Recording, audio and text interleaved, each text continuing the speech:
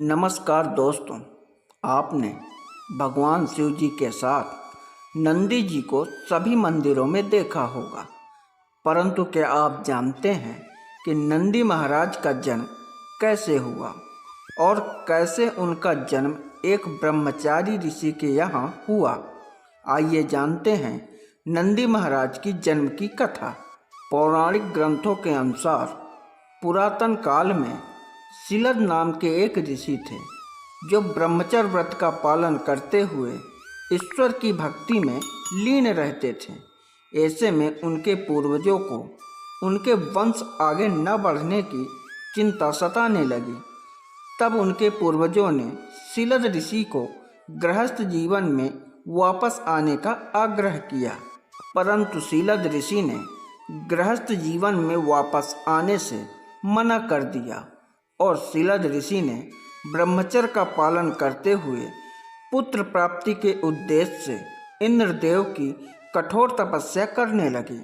उनकी घोर तपस्या से इंद्रदेव बहुत प्रसन्न हुए और शिलद ऋषि के सामने इंद्रदेव प्रकट हुए और वरदान मांगने को कहा।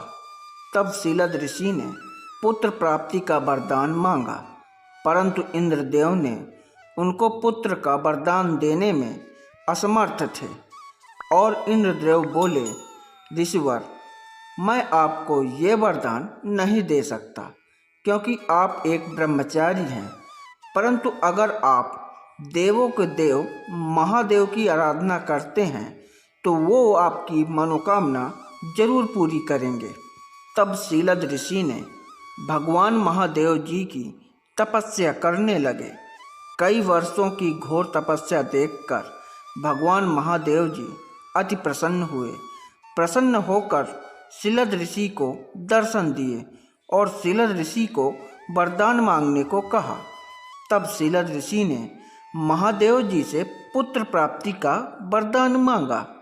तब भगवान महादेव जी ने शिलद ऋषि को आश्वासन दिया कि जल्दी उनको एक पुत्र प्राप्त होगा। कुछ वर्षों के बाद जब एक दिन शिलद ऋषि अपने खेतों को जोत रहे थे, तब उनको खेत में रखा एक नवजात बालक दिखा। तो शिलद ऋषि ने उस बालक को अपने साथ अपने आश्रम में ले आए और महादेव जी की कृपा से बालक को पाकर शिलद ऋषि बहुत प्रसन्न हुए और उस नवजात बालक का नाम नंदी रखा, जिसका संस्कृत में अर्थ है प्रसन्नता। और शिलद ऋषि ने नंदी महाराज की बड़े प्रेम पूर्वक पालन पोषण किया और नंदी महाराज की शिक्षा व वेदों का ज्ञान स्वयं दिए। तो दोस्तों, इस प्रकार महादेव जी की कृपा से हुआ था नंदी भगवान का जन्म। तो दोस्तों, वीडियो को लाइक और चैनल को सब्सक्राइब जरूर करें। हर हर महादेव।